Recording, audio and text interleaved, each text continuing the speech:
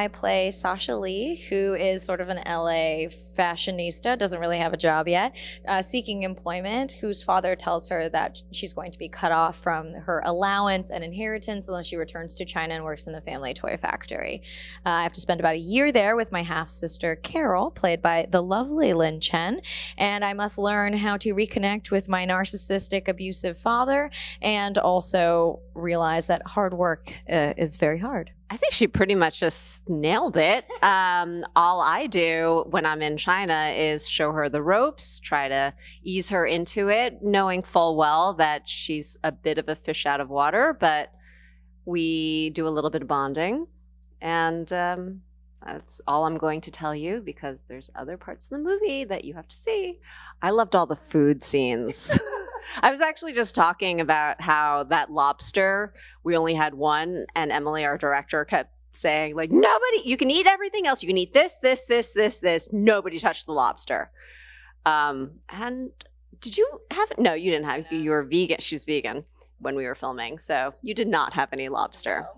My favorite scene was all the ones where I got to eat raspberries. I love eating in scenes. I'm such a snacker.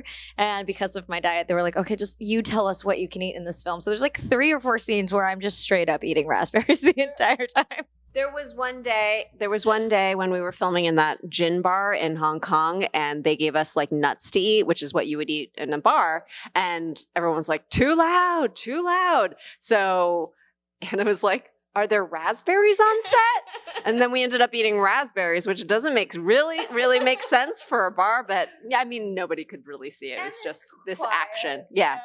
Raspberries are the perfect scene food, basically. I would say that the message of the film is family dysfunction is all across the board, and that it's very hard for intergenerational children, especially children of immigrants, to sort of understand culturally and even mentally where their parents are coming from, but that they do have good intentions and their idea of being a provider and a father or a mother might be vastly different than what we think is appropriate. And so I hope people walk away from the film really maybe seeing their own family's dysfunction portrayed in some way. When we are looking at ourselves through our parents' eyes, there's one way of looking at things, but to come up and try to figure out who you are in the face of that is really difficult. And I think that is something that Emily really captures in a beautiful and very humorous way. It makes us feel like a little less alone in our struggles with the dysfunction that we all have with our families, and we all have them in a way that's like, you know what? Maybe I can laugh at this a little bit.